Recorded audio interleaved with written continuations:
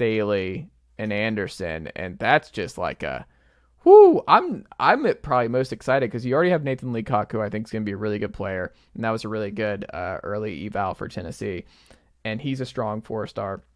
But I just feel like that's going to be the highlight of this class. That's my gut. Do you feel the same, Ethan? Is that like, after it's all said and done, the bread and butter of the 2024 class is going to be, I would like to go catch passes from Nico Iamaleava or Jake Merklinger over the next couple of years. That would be my jam. What do you think? I'd say you just summed it up pretty perfectly with your last. I mean, Tennessee's offense, it's a wide receiver's dream. Jalen Hyatt proved it last year, and I'm not going to compare anybody to Jalen Hyatt, but that's probably the type of player that Staley's going to. I mean, he's probably going to be a lot in the slot. He's incredibly fast. He won a couple 200-meter stuff in the state of South Carolina. I think it was 4A or 5A. I can't remember, but he's wicked fast. He's probably going to thrive. I don't know about thrive, but he'll do well in the slot. And he's the type of player that I feel like Kelsey Pope, that Tennessee is just a fan of. Just uber fast dudes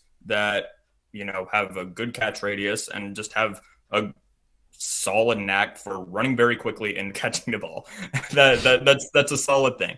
And so you add that on top of, I feel like Matthews has been trending to Tennessee for a while, but you just never know. I mean, things change, certainly, but I don't think Staley is going to be the last one, if that was kind of your sub question there. I think Tennessee's probably going to add a lot more. I know Jefferson, he's down in Chattanooga, right? Yeah, he's at Baylor. Yeah. And so, you're thinking that guy, just from the projections of it, Tennessee's wide receiver room does not seem to be done in the class of 2024. I really like where they're heading with that. I'd agree with you 100%. That's very exciting. I just, the fact that you're getting that, and then you also get Merklinger, who is, I think, Tennessee's highest rated commit in the class of 2024 as of right now, getting that and getting that set up for these receivers to say, hey, Tennessee's offense, their wide receiver offense, just in general, you're seeing Brew McCoy, you're seeing Cedric Tillman, you're seeing Jalen Hyatt just streak down the field and make defenders look like they're high schoolers because of the type of routes that Tennessee is running. That's going to be good for anybody. And so they see that Merklinger's at the top and they say, okay, I want to go join in on the fun. And there's just no path for it to not work out. It's like, it's even if it's not Nico, if it's Jake, whoever, like, we're not really concerned. It's also, they have the most amount of receivers drafted in the NFL over the last, 4 years? Is it? That's the stat. Is it 4 or 3? I don't remember off the top of my head. I haven't even seen this stat. Tennessee's had the most amount I didn't know that either. That surprised me, to be honest with you. Yeah, because I think Tennessee, after this draft, had the most amount of receivers taken, and I think it's the last 3 years. I mean, with Vila, Cedric, Jalen. I really would have assumed Ohio State. That's impressive. Well, yeah, Ohio State's kind of a good run this year. But, yeah, I mean, that's the other part of it. Vila's completely different kind of player, and he worked out in a really unique way.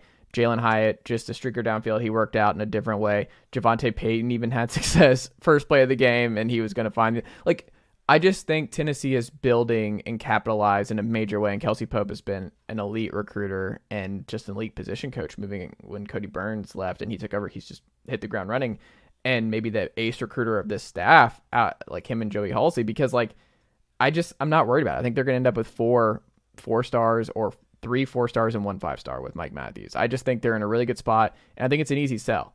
Like, look at this group, and that's the one where it's like, it's fun, guys have fun, and you're going to get drafted. Like, it's an easy one. Well, I think the thing that stands...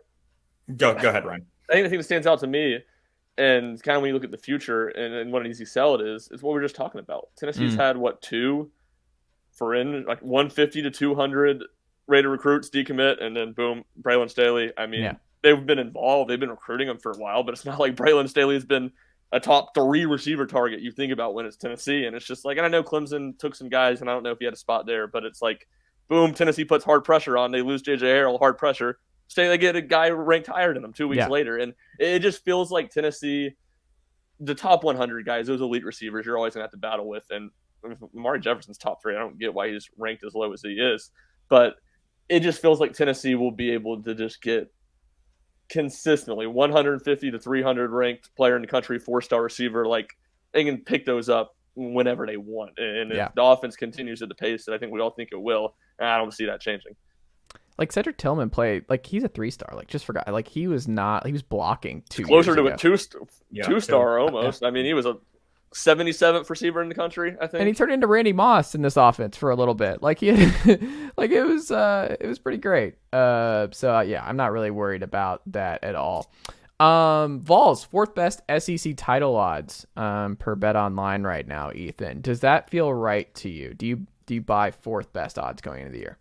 Based on the schedule, yes. I did some thinking about this especially. I mean, like Georgia's going to be Georgia, and their schedule is incredibly easy. So they're